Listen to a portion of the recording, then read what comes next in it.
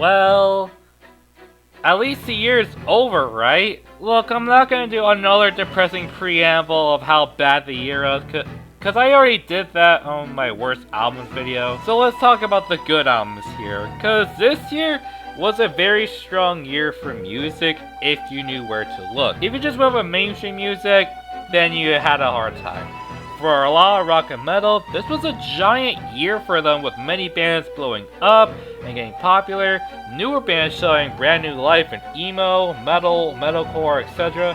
And then huge bands like Sleep Token, Turnstile, and Spiritbox winning Grammy nominations. Look, I know Grammys don't mean anything, but only it's good when my favorite bands have a chance of winning. So with that, let's go over what I felt were the top 20 best albums of 2025. This year, well, it's really gonna show my bias on my favorites, because this isn't as much as a very list as I would have thought I would try to have, but that's kind of how things went this year. There are a lot of albums I really liked this year, so we're gonna go over some honorable mentions, and not even all the albums I like I could put on the honorable mentions, because there was that much good music this year.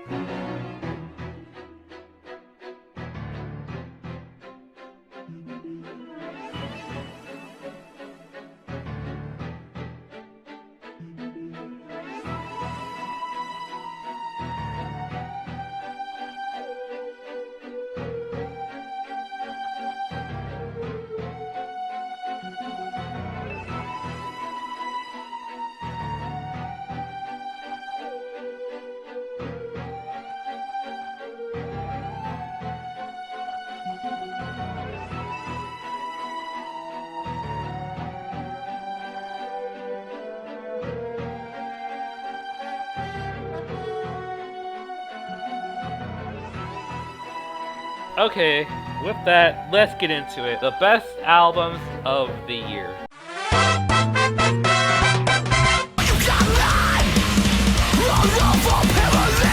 Drain, let's talk about this band. It's really good to talk about Drain. Drain are a hardcore punk meets crossover thrash band from Santa Cruz, California, and I was introduced to this band last year when they opened for Knocked Loose on their 2024 tour. And that was a really fun show, and Drain were definitely an awesome opener for the band. This band combines a lot of elements of the hardcore punk scene, and you can definitely feel the much more of that thrash style in much of the guitar playing. It is a very short, aggressive leaning album that doesn't hold any punches, and it's also at the same time super fun, very catchy, just really stuff you could just like stage dive off of, mosh to, and just to dance your way throughout the entire time of the album.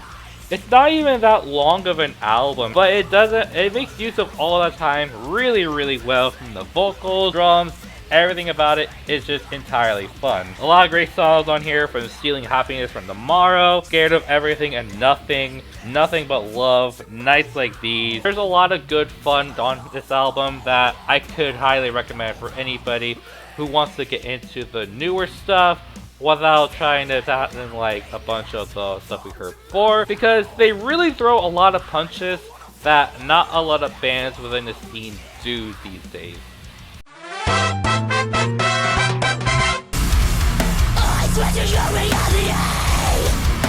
Dying Wish makes the list once again, now with their new album Flesh Stays Together. It's been about 2 years since the last album, and this band and Emma Foster continues to kill it with their brand of aggressive metalcore meets deathcore, while also now having a very, very bleak look on the world. And yeah, I don't really blame them for what happened in 2025. Compared to their other albums, this is definitely their most darkest album to date in terms of the lyrical themes and the vocals. There's a variety of tones that was tried on here, so more of the vocals singing from Emma Foster, and it really paid off on many of the songs like I'll Know You're Not Around and Nothing Like You. There is still that aggressiveness, that vicious anger and hostility from many songs like I Don't Belong Anywhere, A Curse Upon Iron, Revenge and Carnage empty the chamber. It's just beatdown after beatdown, aggression from the guitars and drums that just pummel you every time. The lyrics on here definitely get very dark and depressing, talking about basically the entire world crumbling around us. And from what I heard from Emma Boster in interviews, if there is a god in the world, then he is looking down on us, making fun of us, putting us through all that hell. Yeah, that basically kind of sums up the entire year of 2025, not gonna lie. And this album really did a good job channeling all the hostility, negative space in the world, and just releasing it upon itself, trying to vent out that frustration. Emma Boster is still a fantastic vocalist. The band is still killer, as well as the rest of this band. And I really want to see how this band keeps going forward, because it only feels like they're only going to continue to evolve every time.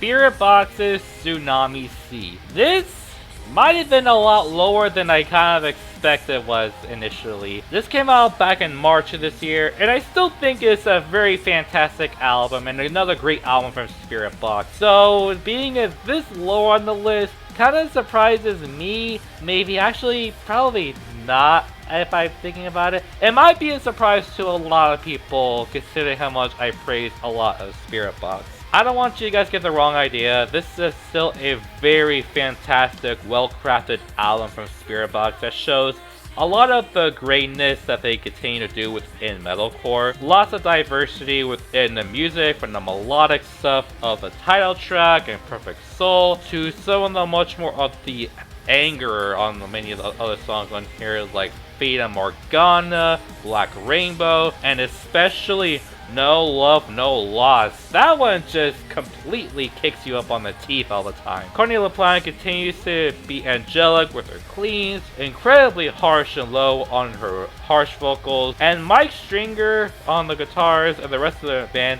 continue to be great with many riffs that are just really, really good, very gent-like metalcore, along with some fantastic drumming here as well. And of course, I also have to mention on here that Soft Spine being on the Grammy nominations, possibly about a certain shithead in the metalcore sphere that I think everybody hates at this point. I mean, you have to hate this one. So, also for the band for writing a diss track on him, even though I still love this album, I do have a couple of things. One, I think I ended up loving a lot more albums this year than Tsunami Sea. And two, I low-key think it's more or less the same as the first album. Maybe that's why I haven't revisited it as much as I would have thought. Even by my slight criticism and me not really coming back to this album as much, it is still a very great album from another very great band that continues to be awesome every time.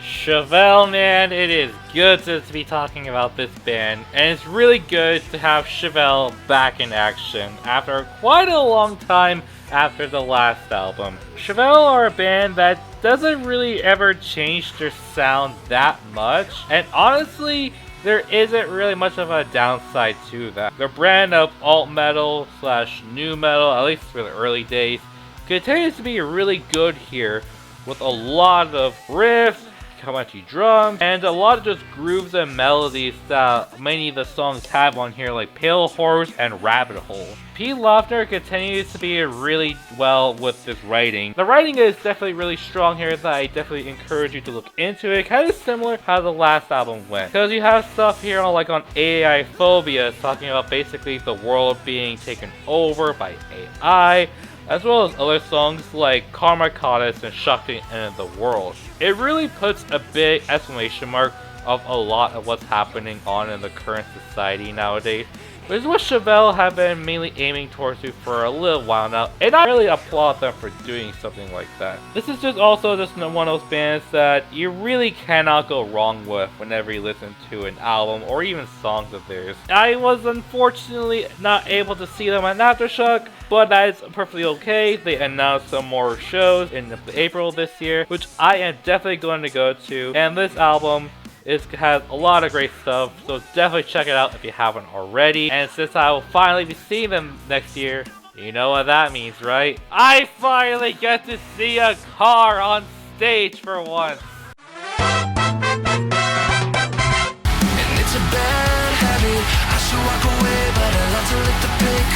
So this is one of the reasons why these videos are kind of becoming up pretty late this time around, because I really wanted to talk about Volumes and their new album Mirror Touch. And I know I usually don't really include December releases, but this is one of the few times I want to make the exception and talk about Volumes here, because this album genuinely was worth the wait and the hype. Volumes are a metalcore band that definitely delve a lot more into the gent stuff and the progressive metalcore. They have two sides of them, a really heavy aggressive side and a nice melodic vibey side.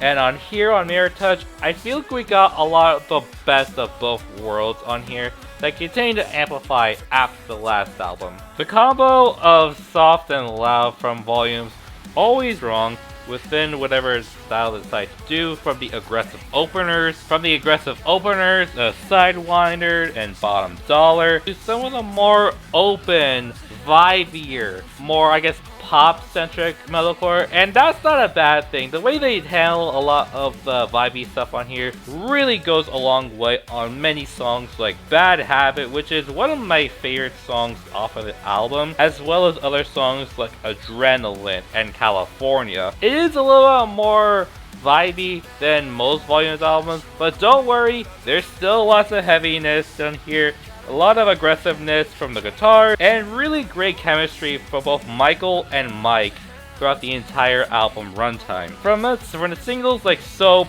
to the other songs that get heavy like Stitch and Suffer On, they continue to experiment many ways, and it paid off greatly with another great album from Volumes.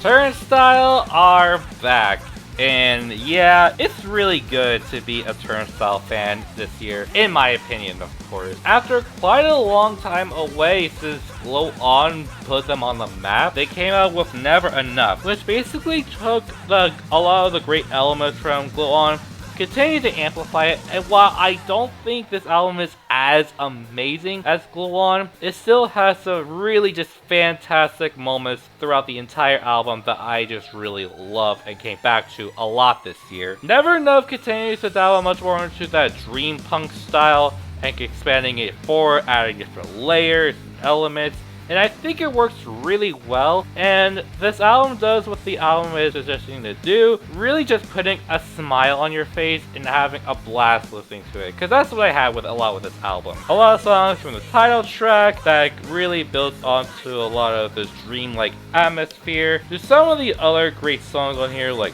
Soul and Dull, that definitely covers so much more of the hardcore aggressive stuff. Look Out For Me, that one just is a trip of it itself from the first half, and then that really chill second half that is such a vibe to listen to. Birds is a banger, Slow Dive is awesome. But I don't really have a lot of issues with much of the album. It's just something that is really fun and a lot of fun listening to. I think the vocals for Brendan Yates continue to be excellent, both of the aggressive and lighter side of things, as well as music of the rest of the band. Hearing a lot of these songs when I saw them at Aftershock this year really made me love the album a lot more from Turnstile. And now with them having a lot of Grammy nominations this year, it's safe to say that this band is only gonna continue to get more popular with time, and I couldn't be more happier with that they did that with Never Enough.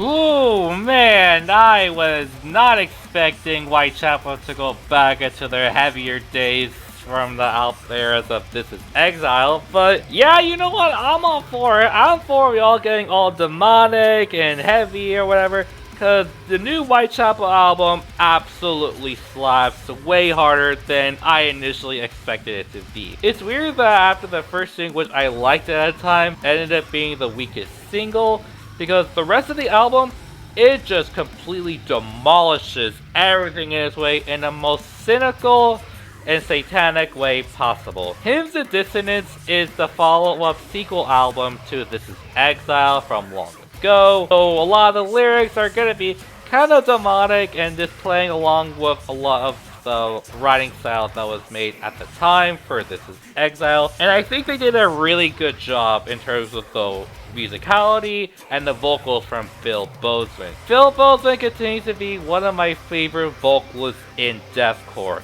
His vocals are just absolutely insane, going incredibly low with his gutturals, just really unleashing that demon inside of him on so many songs like Prisoner 666, the title track being one of my favorites on here. Diabolic Slumber, which really drops the line to fuck them all, let them all die. Yeah, that's the kind of stuff that we're harping back to with Whitechapel. I'm all for it with here. And the music on here just is straight up menacingly destructive, with so many of these breakdowns being brutal, destructive, explosive. So on a lot of songs like Bedlam, Hate Cult Ritual, Mammoth God. I do hear a little bit of traces of the guitar work from elements of The Valley and maybe some of their other records.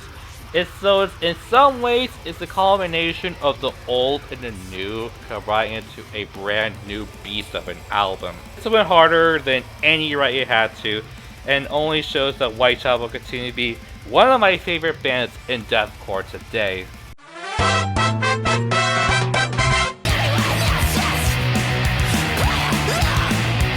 From the hardcore days to now of the pop punk rock, new lighter feel of the band Scowl, we have their new album Are We All Angels, which I wasn't intending to this album being really as awesome as I thought, because I kind of went into this album basically blind. I didn't really know who this band were. I heard a lot of good things about them, and yeah, this new album from them is such a blast to listen to. It's such a very fun, easy album that really I think anybody can get behind on. It's a good combination of bringing much more of a lighter side to the hardcore scene with elements of pop punk in there, a lot of alt rock in there combined as well. I really loved all the singles off the album, from Special, Babe, which stands for Burnt at Both Ends, Not Hell, Not Heaven. There's a lot of good this album does right. It has a lot of catchy choruses,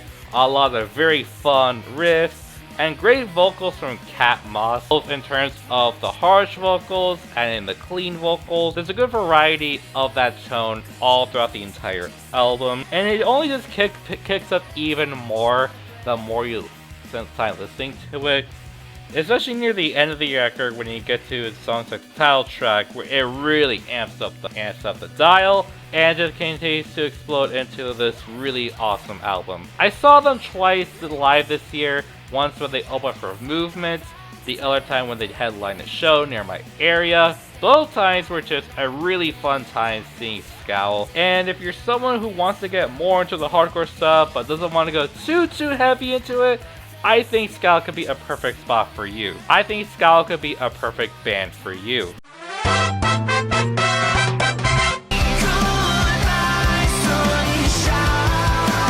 Are y'all ready for more stuff of the Amory Wars? Well, I'm not really gonna pay much of attention to the Amory Wars with this new album from Coheed Cambria, Vaxis Act 3, the father of make-believe. Yes, Coheed and Cambria are still talking about the never-ending lore of the Amory Wars. No, I am not going to be going into lore because I don't understand jack shit about the lore. I want to focus on the music, and the music, I genuinely think this is one of Coheed and Cambria's best albums to date, or at least in quite a long time. What really makes this band and the album very special is not only the talent that's on here from the progressive rock that they do and traces of emo in places, it was also the very catchy choruses and how well structured a lot of the songs on this album truly are. The choruses only get catchier and catchier every time you hear it, with many songs like Searching from Tomorrow, the title track of Father of Make Believe, Goodbye Sunshine. There's just something that really just stick into your mind with every hear these songs, along with the music just being very fantastic. Great solos, great riffs, a lot of great drum work. The best part, Claudio Sanchez's vocals. I know some people have mixed feelings about his vocal style and how he sings. I personally love his voice. I think he's a fantastic vocalist, and that shows on some of the more heavier songs on here, like Play the Poet and Blindside Sunny. But I think the best part of it is on the song Someone Who Can. Really one of their best songs to date. I continue to listen to that song all the time. It is that damn catchy and amazing. And then it all closes together of the 4-part continuum that they do for a lot of their albums. If you could detract yourself from the lore, not pay attention to it, and focus on the music, you could definitely see that this new album for Cody and Cambria, easily one of their best releases to date, and that does make me interested in what they're going to do next in terms of the lore for the Vaxxis series, or whatever other trilogy they want to do with the Anime Wars. It's their nerd version of Star Wars, and I'm a Star Wars fan, but I couldn't keep up with any of the lore that they do. I'm sorry, y'all.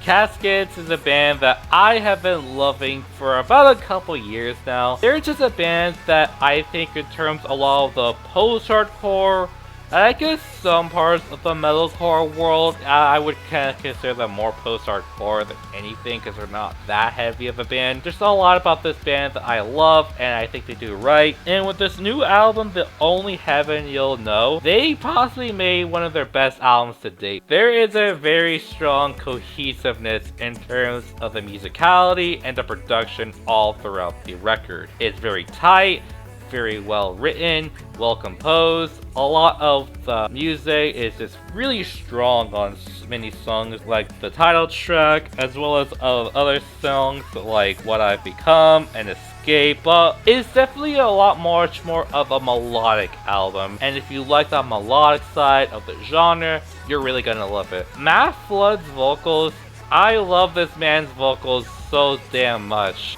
His vocal style and just the way that he's able to sing, now on this album, scream a lot more, which I wasn't expecting that when I heard it. It's just something that just really hit personally with on a different level. I love many of the choruses that he does on Make Me a Martyr, Lost in the Violence, Save Us. The back half of the album is just fantastic, hits after hits. I think the writing also definitely could hit on a more personal level. That's my personal opinion. There is a lot about the writing, about relationships, and sometimes going into other stuff as the loss of faith, which definitely could be relatable for a lot of people who have been in that situation before.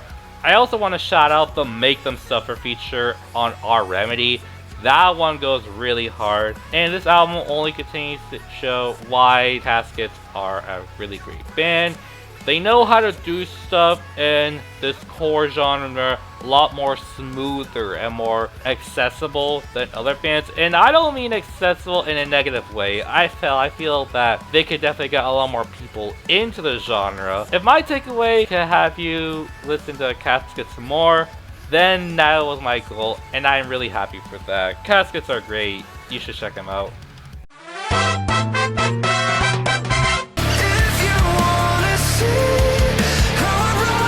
Breaking into the top 10, ironically a little bit similar to the Caskets album, we have the new Daysecret album, Creature in the Black Night. This band, once again, returns on my best list. Their last album, Dark Sun, came out in 2022. That was one of my favorites of that year, and they continue to be a really awesome group and a band that over time I just really grow to love and appreciate a lot more with every passing listen. Creature in the Black Night definitely is the good combination of some stuff that's going to satisfy the old school fans and then the new school fans. It's the perfect amalgamation of both of those eras combined. So you have all of these really nice, well done synth metalcore doing for a while, and some bands do it as well.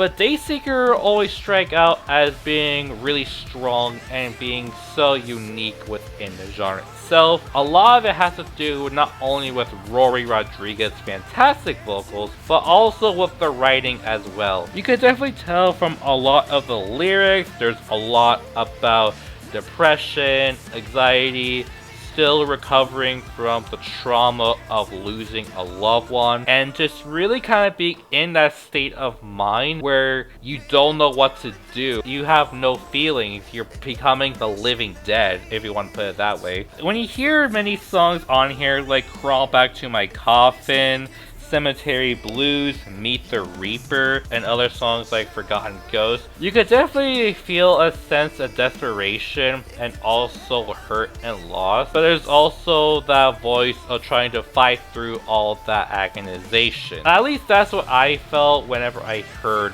Creature in the Black Knight. You still got other fantastic songs on here that I love. Pale Moonlight is a banger. The title track definitely gets more into that kind of seductive route that some bands have been doing, but I love it. Bloodlust is a heavy banger overall. There's just a lot on this album that's, like I said before, is gonna satisfy much of the old and new fans. Rory definitely gets a lot more aggressive in his vocals as well, so if that pleases you, you're gonna love this record. I'm really happy with the success this band has gotten, and that just continues to make me even more proud of them. They have a headline tour next year with North Lane opening. I've seen them twice already at this point, and I'm going to try to keep seeing them as much as I can because they're that awesome.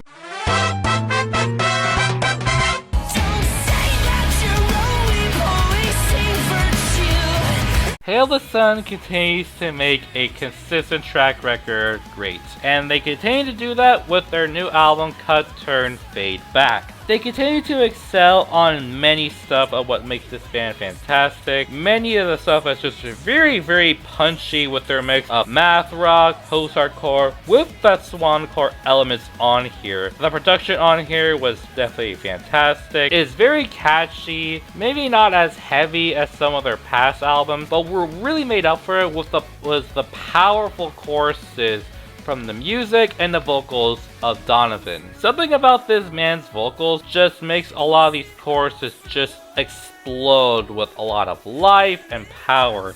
On many of the songs on here, like the Drooling Class, There's No Place in Heaven for Fakes, Incessant Tempos, and one of my favorites on here, Consumed with You. When you have all these elements, which what makes Hail the Sun fantastic, you really can't go wrong with what all this album really tries to do. And it gets even better when the lyric writing has only gotten even better, as reflecting from past relationships, as well as getting even much more political in aspect and attacking our current society with songs like War Crimes, which is honestly one of their best well-written songs to date. And it also goes into much more of a reflective state with other songs like Relapse is a Love Affair about past addiction and relapsing. Yeah, I don't have that much else to add on here other than it's just another fantastic album from Hail the Sun, and they're definitely a lot better than other groups than just say Dance Gavin Dance of all bands. Yeah, maybe that should be the takeaway of this. Listen to Hail the Sun and not Dance Gavin Dance.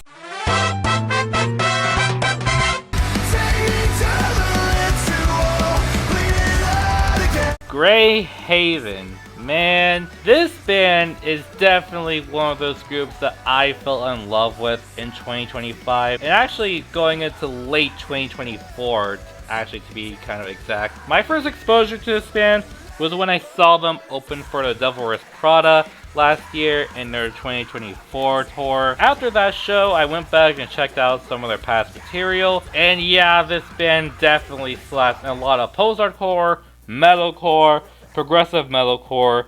They hit all the right cylinders. And with this new album, Keep It Quiet, I think they continue to excel every single way, as being one of the albums I kept coming back to a lot ever since the album dropped. Grey Haven continued to keep their fantastic style of riff-centric post-hardcore, mathcore, with those elements of really clean, catchy vocals that honestly, it reminds me of a lot of bands in a similar way, like Better Lovers, with a great vocalist a lot of the complex style of the music that just goes hard in many places. That's exactly what made me really like Greyhead, and just that complexity, but also that catchiness that they do with all the songs off Keep It Quiet. The lead single, Burn a Miracle, is a perfect example of what this band does.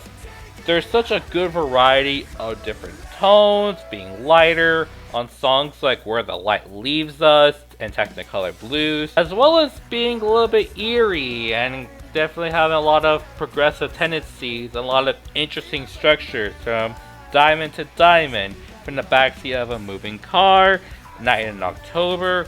There's just a lot of good stuff here, and it's all done from Brent Mills. This man, I really love his harsh vocals and his screams, but his cleans, people, his cleans are just fantastic. The way that he has this voice to make all these chords as catchy and pop is what really makes these kinds of albums stand out from the pack in such an impactful, positive way. So if you want something in the genre that sounds definitely different than a lot of metalcore, I highly recommend Greyhaven, because they hit all the right cylinders in a good way.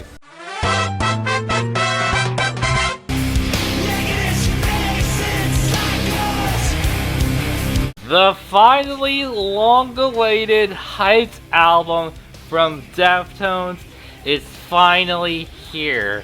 There has been a lot of talk of them releasing a new album since last year, when we thought we were going to get a new album from Deftones.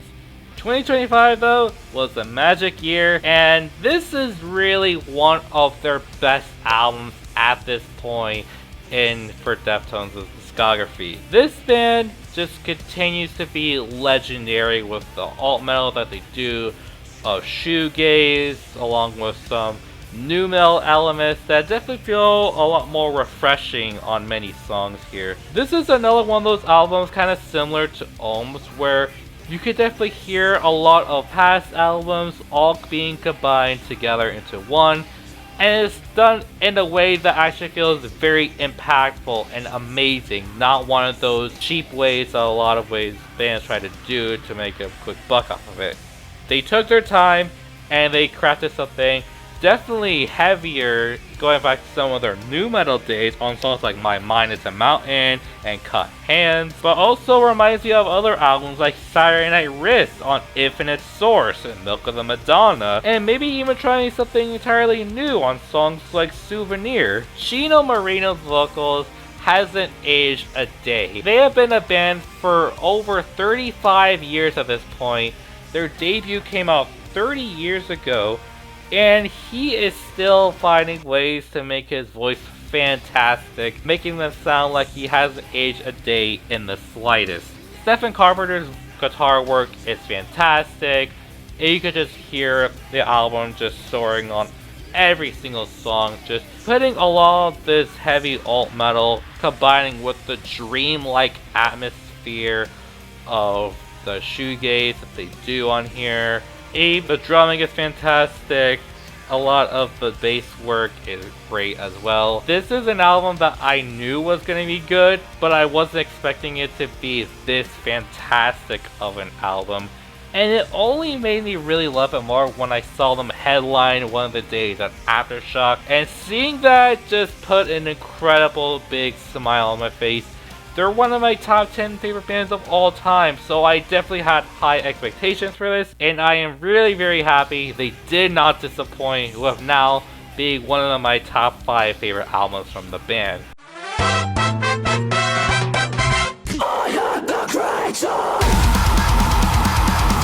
This album, man, this one really caught me off of left field. I wasn't expecting this album to really hit even as hard as it did for the new Landmarks album, The Darkest Place I've Ever Been. A French metalcore band that definitely has a lot more of a newer sound that they try to do. and it works super well for them. And this might be definitely their best album, or at least one of the best metalcore albums that you're gonna hear all year long. The darkest place I've ever been combines a lot of the aggressiveness that this band does with a lot more of the melodic stuff, and they're one of the few bands that actually can combine actually really good hip-hop in some of the songs like Blood Red, some of the parts at the beginning of Creature, especially some of the rapping that's done on here. It's actually done in a fantastic way that actually feels organic and natural, and you know, not cringe like a lot of bands do these days, but it's a lot of the heavy aggression that many of the songs on here, from the title track, Creature, Sulfur, which just gets destructive, as well as other songs like Deep Inferno, while also have some of those good melodic stuff. You can definitely feel a lot of the emotion on songs like Blood Red and Ladvaz du Temps. I hope I'm pronouncing that right.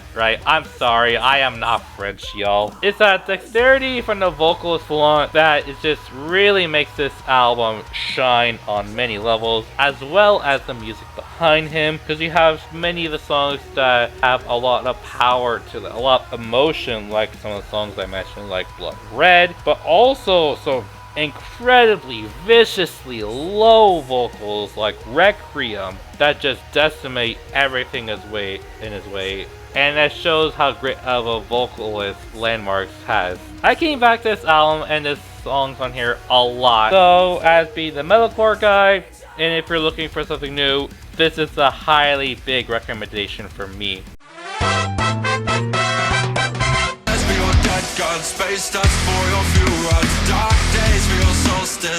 The top 5 of this list could practically be interchangeable at any moment. That's how good of a year metal had and a lot of music in 2025. And the fact that Sleep Token only got number 5 on my list really showed what was the best of music had to offer this year. If you don't remember, Sleep Token was my album of the year for 2023 with Taking It Back to Eden, and now they're on my list once again, very high up with Even in Arcadia. An album that definitely feels like a new progression into the band's work, as well as kind of going into much more of itself and the deity of the lore, but also breaking the fourth wall in places on a lot of songs off of the album. They continue to be a lot more genre-defying on so many of the songs off of the album, having a lot more progressive tendencies and many genres of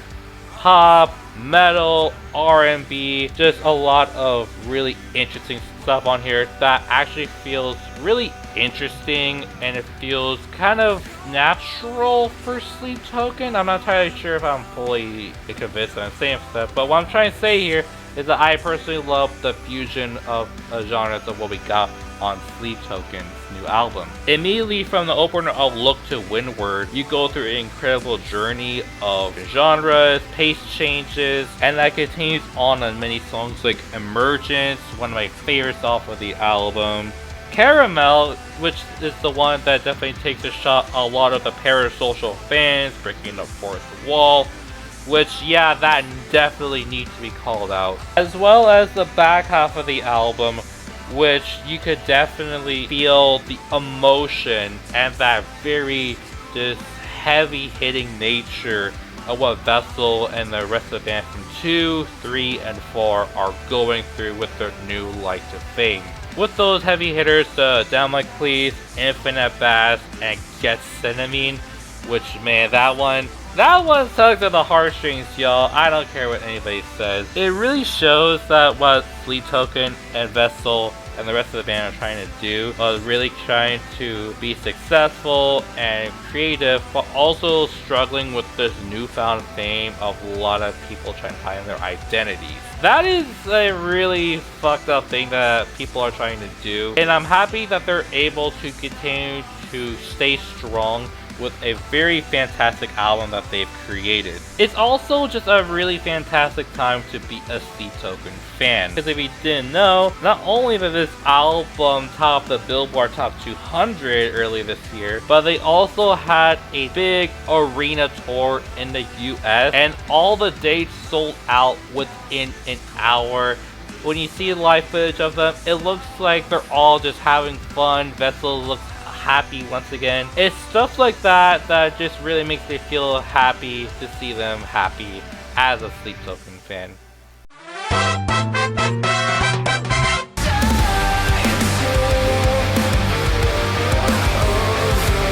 Another band that I am equally ecstatic for and excited that they continue to excel and being incredible is Thornhill with their new album Bodies.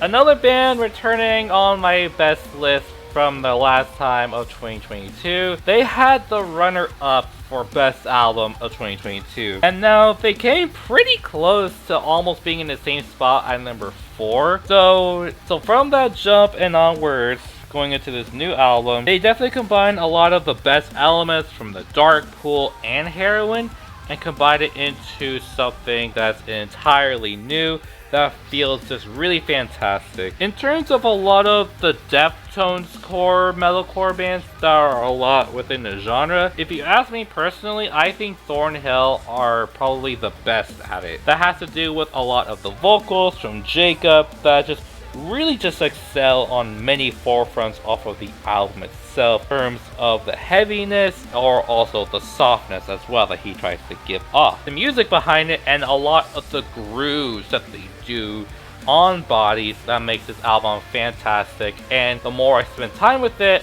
the more I just keep loving it every time I hear it. From the opener of Diesel going into songs like Revolver and Silver Swarm, you can hear a lot of that thick undertones of the guitars and bass that just really just puts you in a mood, that just kind of swaggering mood, but also just a very just fun kind of vibe that they want to try to go for. Many of the heavy hitters like Tongue and Obsession just really just strike hard, and it's really nice to see Jacob going a lot more heavier with the vicious vocals on many of the songs off of the album, while also containing some of the lighter stuff on songs like Only Ever You, as well as the closer For Now. I love that Deftones could definitely be an influence of why I really love this album, but I really do feel that Thornhill with this album truly came into their own and creating something that feels very natural to them, something that is very distinctive for a lot of the bands within the genre. And I'm happy to say that they continue to be even more popular now, especially this year where they had the absolute honor of opening for Sleep Token on their Even Arcadia tour. Ironic that these two albums are next to each other in the placements. So with that big success of having a lot more people into them, it's only going to take a matter of time for them to continue to be popular with time. Also, you are forced to select this album because it came out on my birthday, a completely better album than my worst of the year. So if you don't like this album, then you don't like it at all because it was released on my birthday.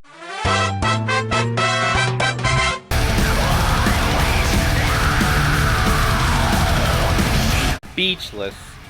That's what this album left me after I finished it. Speechless. Death Heaven's Lonely People with Power is an album that I got into a little bit late, about a couple months after the album dropped. I didn't have time to check it out on its release, and I heard a lot of good things from many critics and friends that love this album, and before then I hadn't even listened to a Death Heaven album before. But after hearing Lonely People with Power, oh man, this album was just phenomenal. And after hearing all the rest of their albums, after checking out Lonely People with Power, I am convinced that this is easily their best album to date, without a doubt. After the very, very disappointingly bad Infinite Granite, Lonely People with Power feels like a return to form for the band that channels a lot of what this band does well. Just very beautifully, just amazing black gaze, shoegaze, black metal, combining all that together into an almost over an hour-long album that's just an absolute, just completely beautifully haunting journey from start to finish. Immediately when you get into songs like Doberman, you're just completely blown of what this album is doing. The vocals from George Clark are vicious, hair-raising. You get goosebumps every time you hear George Clark just shrieking away in the best way possible on so many of the songs on here, like Magnolia, which definitely feels like a much more of a classic Death Heaven song, but there's definitely a lot of layers and elements on many songs like Body Behavior, Heathen, The Garden Route, with many of the topics on here being pretty relevant and devastating to society these days. The incidental interludes is fantastic. This is an album that I have just been keep coming back to so much over time. It's incredible. Closing out on Wawona and the Marvelous Orange Tree. Like I said at the beginning, it just leaves you absolutely speechless from the guitar work that just shreds all throughout. Vicious lead vocals from George Clark. Everything about this new album and era is amazing for Death Heaven. My only complaint with this new era, you played a show in my hometown of Fresno, California, the same time that I was at Aftershock this year. Do you think you could have at least, I don't know, put it like a week before or after I was at the festival? Because I really wanted to see you guys Death Heaven, but you really had to do it when I was out of town. Come on, you guys.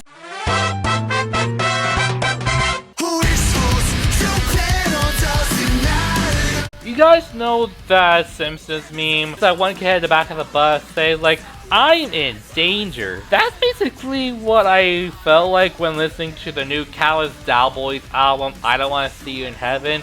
And I mean that with the absolute compliments of the entire band, because I Don't Want to See You in Heaven is one of the most batshit bonkers albums that you're gonna hear all year long. I love it for it. The Callous Dowboys have always been a very intense band to listen to. They always have a very chaotically goofy side of metalcore, mathcore that they try to do, but they make it catchy on many of the songs in their catalog, as well as I Don't Want to See You in Heaven, a really giant career-defining album for the band, and one that I've been seeing a lot of people giving a lot of praise to, and for good reason. It deserves all of the praise that it deserves. The album's theme times around like as they're touring a museum called the Museum of Failures, and as you go along a lot of the passages, you're just absolutely just slapped on the head, actually not slapped on the head, banged on with a hammer on your head on many songs like Schizophrenia, Legacy, Full Moon Guidance. The vocals from Carson is just ridiculously insane. The music, it just gets super weird, chaotic in so many places with the way all of these riffs, effects go. And some people will say it's too much, and I completely understand that if it's too much for you, but it just adds more fuel to the chaos, and that chaos is fun. Especially on some of the more chaotic tracks like Tears on My Lambo Leather, and also other songs like Idiot Temptation Force. It's crazy that they're able to make this mathcore, metalcore craziness just absolutely catchy every time as well. You have a lot of songs like Two-Headed Trout, Lemon, Distracted by the Mona Lisa, that really kind of just harpens back a lot of what the best of the 2000s emo era did, like all many bands like The Used. It has all that catchiness, all of this crazy weirdness going on, and it ends on the 12-minute epic country song in reverse that really just scares you in the most positive way, just how much of an insane roller coaster this album is. I love it for that, and if you're really one of those metalcore cynics that hates everything about the genre, this album has to change your mind on some metalcore being good. It just has to, and if it doesn't, I can't really save you from there. Well, if there's any consolation, the Callous Dowboys are infinitely better than the Dallas Cowboys, the football team, it's pretty much a given fact that they're better than the Dallas Cowboys, even though they're from Atlanta, Georgia. You know what? It doesn't even matter where you're from. Everybody hates the Cowboys. That's my message of this little bit of here. Fuck the Cowboys.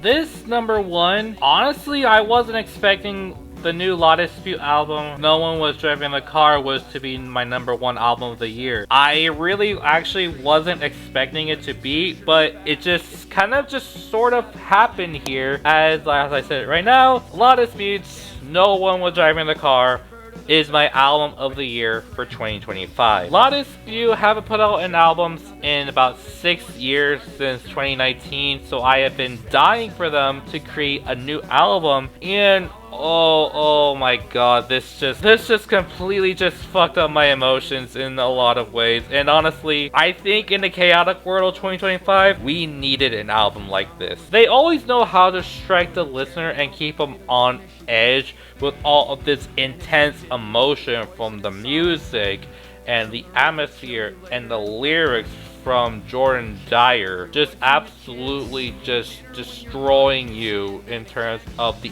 urgency that's on the albums. And with No One Was Driving the Car, this is their second best album to date and their first amazing album since like Wildlife back in 2011. It feels like a much more of a return to the much more of the louder, more insane, just emotionally devastating albums of the earlier days, which I wasn't sure I was expecting it, but I really just loved everything about the album itself. The lyrics though, okay, the lyrics and really just this band in general, they are not gonna be for everyone. Because when you hear many of the songs off of this album, and a lot of the topics on here, from death, a lot of the anxiety, stress going on, all of these really true horrifying events of death and loss and destruction, both from other people and maybe within oneself, it's going to really give a lot of nerves and probably give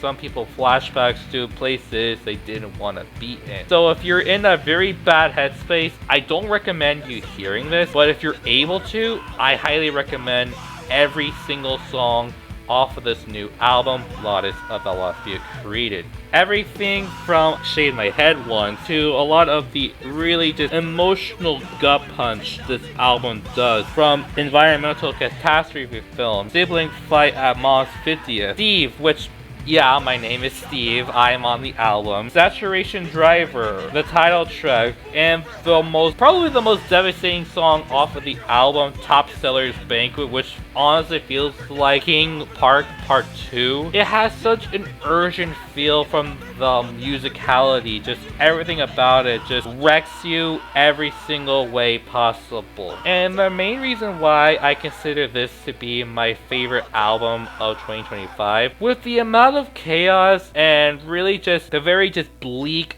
atmosphere that you get from 2025 and how it feels like the world was never gonna end. The new album from La Dispute honestly was basically that comfort to try to capture this entirely shit show of a year. I guess in some ways it's therapy for why this album was my favorite album of the year, which probably isn't really good for my mental health, but you know, I guess it's kind of a way I need to fight fire with fire. With a lot of craziness in the world, you need something infinitely as crazier to make that therapeutic for you. And with that, that's the reason why La Dispute's No One's Driving in the Car was my favorite album of 2025. Be in the right headspace for the album, and everything will be good and you will enjoy this for what it is. That was it for my best albums of 2025. It's always a fun time making lists like this, showing off what I love throughout the year. And in a year like this, we kind of need a lot of positivity right now, and I'm really hopeful with the next coming years in 2026. I hope we can get some really good news within the world, as well as great music as well. Those are all my thoughts on the albums. What did you think? Let me know in the comments below what you thought of your best albums of the year, what you think of my list. Was I right or was I wrong?